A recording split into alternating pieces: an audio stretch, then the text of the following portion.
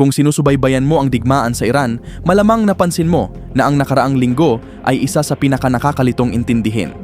Isang sandali, bukas ang Strait of Hormuz, nagsasaya ang oil markets at parang may pansamantalang ginhawa mula sa mataas na presyo. Pero sa susunod na sandali, sarado na naman ito at biglang sumisipa pataas ang presyo ng langis. At hindi lang ang strait ang nagpapasakit ng ulo ng mga nagmamasid sa Iran. Noong weekend, inanunsyo na ang Washington at Tehran ay babalik sa Islamabad para sa negosasyon.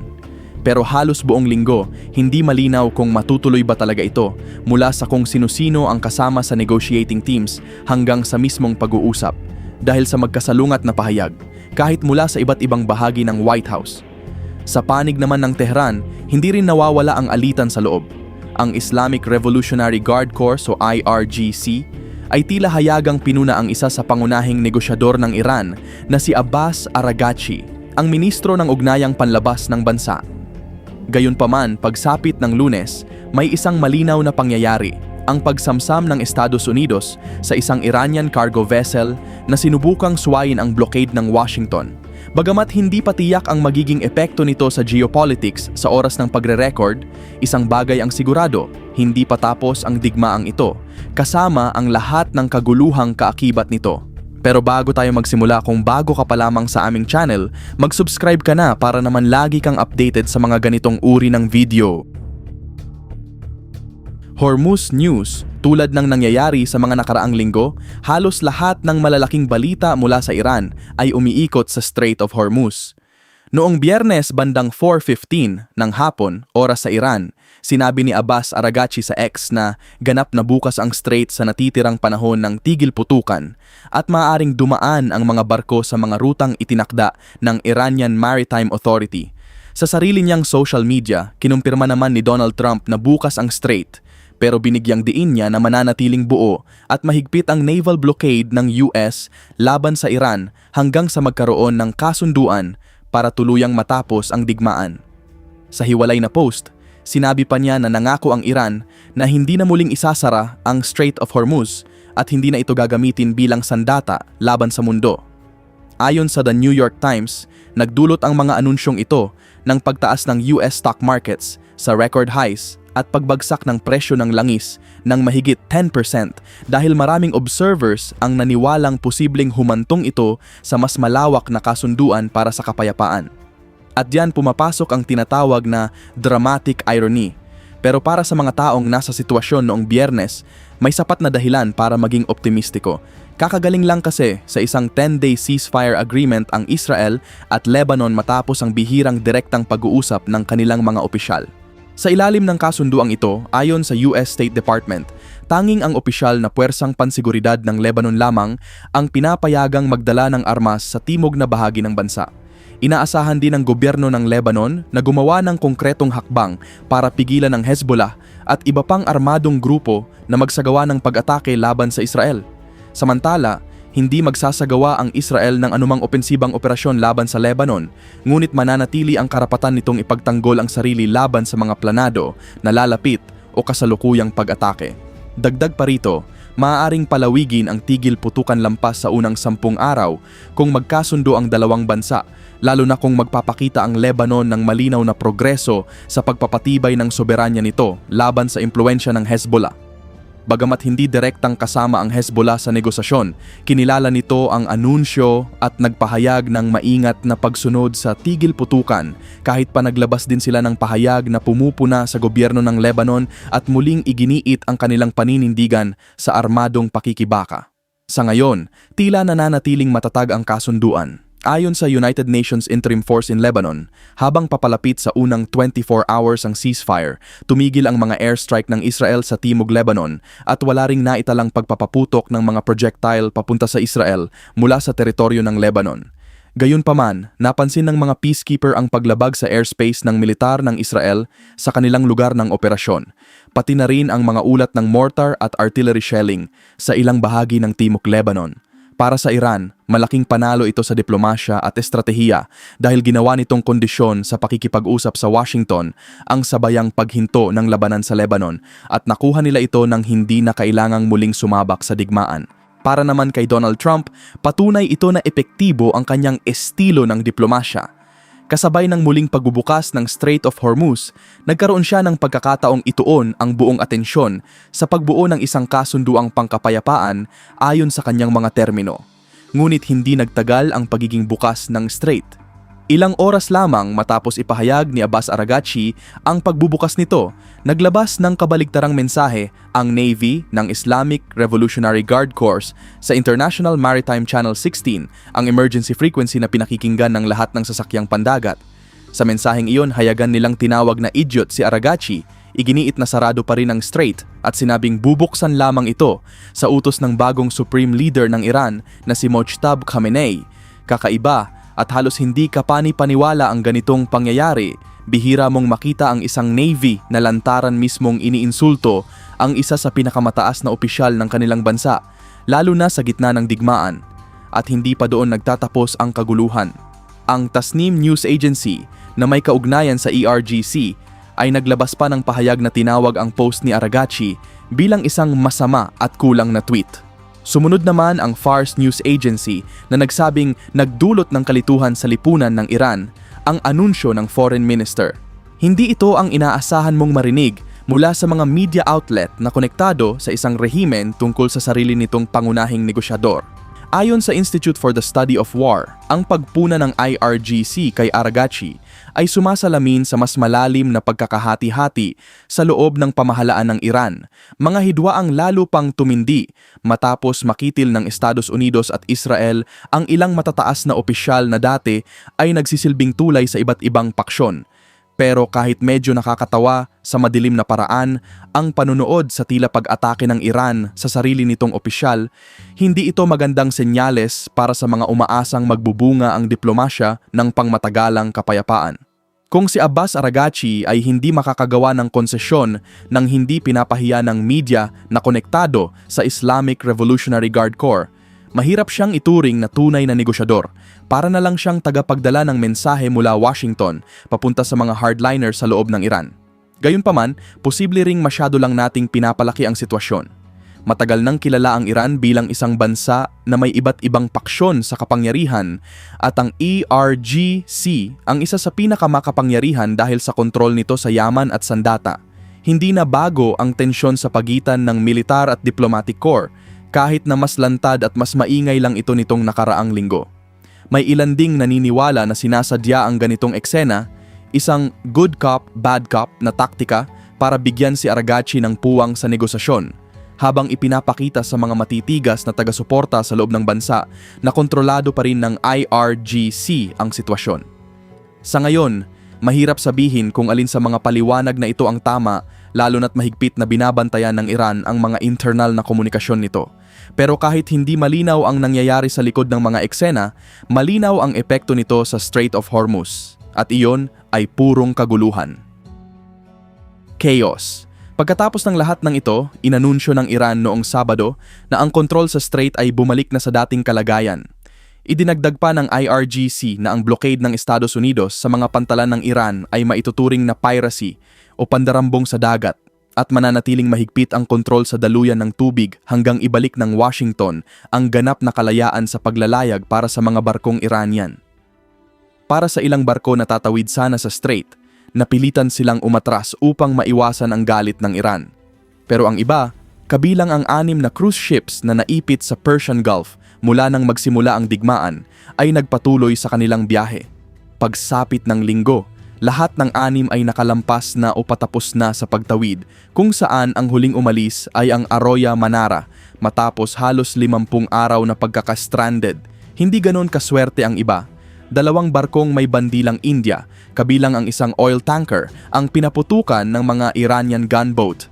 Dahil dito, agad na ipinatawag ng Foreign Secretary ng India ang Iranian envoy sa Foreign Ministry sa New Delhi upang formal na ihain ang kanilang protesta.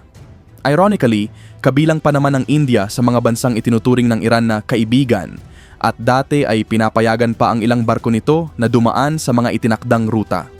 Para sa Iran, ang pagpapaputok sa mga barkong Indian ay isang mapanganib na hakbang dahil hindi nito kayang magdagdag pa ng mga kaaway habang nakasangkot sa isang halos existential na digmaan laban sa dalawa sa pinakamakapangyarihang militar sa mundo. Ang ambasador ng Iran sa India na si Abdul Majid Hakim Ilahi ay tila kinilala ito nang sabihin niya sa media na nananatiling matatag ang relasyon ng India at Iran. Pero natabunan ang lahat ng iyon ng pinakadramatikong pangyayari noong weekend, ang pagtatangka ng isang barkong Iranian na suwayin ang blockade ng US. Narito ang mga nangyari base sa sitwasyon noong Lunes ng umaga.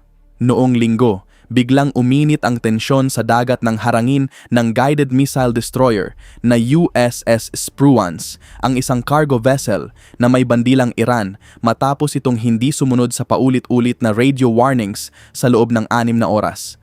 Ayon sa United States Central Command o CENTCOM, inutusan ng barko ng US ang crew na lisanin ng engine room bago ito pinaputukan. Sa mas simpleng salita ni Donald Trump, pinahinto nila ito agad sa pamamagitan ng pagpapasabog ng butas sa engine room.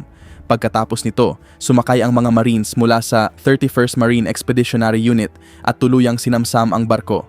Ito ang kauna-unahang barko na aktwal na nagtangkang lumusot sa blockade mula nang ipatupad ito noong April 13. Sa panahong iyon, 25 iba pang barko ang pinaikot ng US Navy nang walang insidente, lahat ay sumunod sa babala. Mukhang sinadya ang insidenteng ito upang subukan kung gaano kalakas ang magiging tugon ng Washington kung susubukan ng Iran na labagin ang blockade. Sa oras ng pagre-record, hindi pa malinaw ang magiging epekto nito.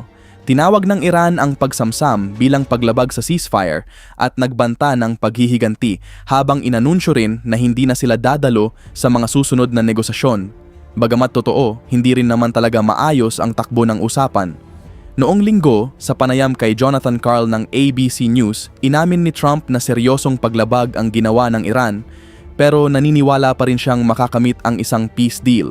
Sa hiwalay na panayam sa Axios, sinabi pa niyang halos tapos na ang konsepto ng kasunduan. Mas naging magulo ang usapin kung sino-sino ang kabilang sa negotiating team ng US, lalo na kung sasama ba si J.D. Vance. Ilang opisyal, kabilang si Mike Waltz at Energy Secretary na si Chris Wright, ang nagsabing si Vance ang mamumuno sa negosasyon. Pero kalaunan, sinabi ni Trump kay Jonathan Karl na hindi pupunta si Vance sa Islamabad dahil sa isyu sa seguridad, hindi raw kayang masiguro ng Secret Service ang venue sa loob ng 24 na oras. Makalipas ang halos 70 minuto, nagbago na naman ang pahayag ng White House at kinumpirma na sasama nga si Vance sa biyahe patungong Pakistan kasama ang Special Envoy na si Steve Witkoff at ang manugang ng Pangulo na si Jared Kushner. Mahalaga ang paulit-ulit na pagbabagong ito dahil hindi nagtitiwala ang Iran kina Witkoff at Kushner. Ayon sa ilang observers, kabilang si Branko Marcetic, maaaring nagsimula pa ang digmaan dahil sa maling interpretasyon ng dalawa sa posisyon ng Iran. Sa katunayan, malinaw nang sinabi ng Iran na handa lamang silang makipag-usap kung si Vance ang kaharap dahil kahit sumusuporta siya sa digmaan sa publiko, may pagdududa naman siya rito sa pribado. Sa pananaw ng Iran, mas katanggap-tanggap si J.D. Vance bilang kausap sa diplomasya. Pero sa huli, maaaring hindi rin ito mag-matter kung totoo ang mga ulat na hindi nasasali ang Iran sa negosasyon matapos ang pagsamsam sa tanker. Gayunpaman, posible ring isa lang itong taktika sa negosasyon. Ayon kay Kamal Haidar ng Al Jazeera na nag-uulat mula sa Islamabad, malaki ang tsansa na dadalo pa rin ang Iran. Binanggit niya ang matinding paghahanda sa lungsod, kabilang ang hindi pangkaraniwang seguridad kung saan mahigit 20,000 personnel ang nakadeploy at malalaking bahagi ng syudad ang isinara. Malaking effort ito para sa host na Pakistan, kaya't maaaring ayaw din ng Iran na mapahiya sila. Pero dahil nakatakdang mag-expire ang ceasefire sa Miyerkules, nauubos na ang oras para sa mga laro sa diplomasya. Ibig sabihin malalaman na sa lalong madaling panahon kung bahagi lang ba ito ng diplomatic maneuvering o kung ang insidente ng pagsamsam ng barko ang tuluyang magtutulak pabalik sa digmaan. Zooming out, kung lalayo naman tayo sandali sa kaguluhan sa pagitan ng Iran at US, may isa pang mahalagang development, ang posibleng hidwaan sa pagitan ng Washington at Jerusalem. Matapos i-anunsyo ang ceasefire sa pagitan ng Israel at Lebanon noong nakaraang linggo, nag-post si Donald Trump sa Truth Social na ipinagbabawal sa Israel ang magsagawa ng airstrikes sa Lebanon. Isang kapansin-pansing pahayag ito mula sa isang American president, lalo na't ang Israel ay matagal ng kaalyado ng US at kasalukuyang katuwang nito sa labanan sa Middle East. Ayon sa Axios, nagulat si Benjamin Netanyahu at ang kanyang mga advisor nang malaman nila ito sa media. Ang mga opisyal, kabilang ang Israeli ambassador sa Washington na si Yechiel Later, ay agad na kumilos para alamin kung nagbago na ba ang posisyon ng US. Pormal ding humingi ng clarification ng gobyerno ng Israel sa White House dahil taliwas umano ang pahayag sa aktwal na nilalaman ng ceasefire agreement na nagbibigay sa Israel ng karapatang ipagtanggol ang sarili laban sa planado, nalalapit o kasalukuyang pag-atake. Kalaunan, umatras ang White House sa pahayag ni Trump at nilinaw na pinapayagan pa rin ng ceasefire ang Israel na ipagtanggol ang sarili. Ipinakita ng pangyayaring ito ang isang bagay na matagal nang napapansin ng mga observers mula pa noong simula ng digmaan, na may mga hindi pagkakaunawaan at posibleng tensyon kahit sa pagitan ng magkakaalyado. Ang agwat sa pagitan ng mga post ni Donald Trump at ng aktwal na pulisya ng Amerika ay naging isa sa pinaka-nakakalitong aspeto ng kasalukuyang panahon para sa mga kaalyado at kalaban nito. Sa buong 2026 pa lang, maraming pagkakataon na akala ng mga leader at diplomat ay may napagkasunduang concession kay Trump, pero bigla niya itong sinisira. Halimbawa na lang ang biglaang banta na sakupin at i-annex ang Greenland. At kahit kadalasan ay nakatuon ito sa mga kalaban tulad ng Iran o maging sa mga kaalyado sa NATO, ipinakita ng pinakahuling insidente na kahit ang Israel ay hindi ligtas sa mga biglaang pahayag sa social media. Samantala, sa ibang bahagi ng Middle East, ang mga Houthis, isang grupong suportado ng Iran sa Yemen, ay mas agresibong nakikialam sa digmaan. Noong Sabado, nagbabala si Hussein al-Ezi na maaaring isara ang Bab el-Mandeb Strait, isang napakahalagang ruta ng kalakalan sa dagat na dinaraanan ng malaking bahagi ng energy imports ng Europa mula sa Gulf papunta sa Suez Canal. Dahil ang Strait of Hormuz ay bukas-sara na rin, sinabi ni Elizabeth Kendall ng University of Cambridge sa Al Jazeera na kung sabay na maapektuhan ang dalawang strait, ito ay magiging isang nightmare scenario na maaaring magdulot ng matinding disruption sa kalakalan ng Europe. Sa madaling salita, ang pagharang sa dalawang rutang ito ay parang last trump card ng Iran, isang malinaw na paalala sa mundo na may kakayahan pa itong palalain ang sitwasyon kung gugustuhin nito. Sa usapin naman ng ekonomiya, lumipat ang atensyon sa United Arab Emirates. Ayon sa The Wall Street Journal, iminungkahi ng gobernador ng Central Bank ng bansa ang posibilidad ng isang currency swap line sa US Treasury Secretary na si Scott Bessent.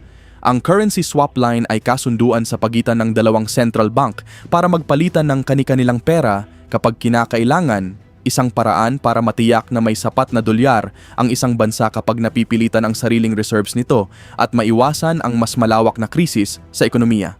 Bagamat hindi pa formal na humihiling ang UAE, ipinapakita ng usapang ito ang pangamba ng Abu Dhabi na maaaring maapektuhan ng malaki ang ekonomiya nito at ang reputasyon nito bilang global financial hub, lalo na kung mauubos ang foreign reserves at umatras ang mga investor at hindi lang UAE ang apektado. Sa buong mundo, nararamdaman ang epekto ng digmaan, lalo na sa patuloy na pagtaas ng presyo ng langis na nagdudulot din ng pagmahal ng mga pangunahing bilihin, kabilang ang pagkain. Sa kabila ng lahat, nananatiling hindi malinaw kung kailan matatapos ang digmaang ito. Posibleng ang insidente ng pagsamsam ng tanker ang tuluyang sumira sa anumang pag-asa ng kapayapaan. O baka naman, pagsapit ng Miyerkules, makikita natin ang mga kinatawan ng Iran at si J.D. Vance na magkatabing nakaupo sa Islamabad, nakangiting pilit sa harap ng kamera habang naghahanda para sa negosasyon ng pangmatagalang kapayapaan. Sa ngayon, ang magagawa lang natin ay bantayan ang mga susunod na mangyayari. Anuman ang kalabasan, patuloy ka naming bibigyan ng update. Salamat sa panonood.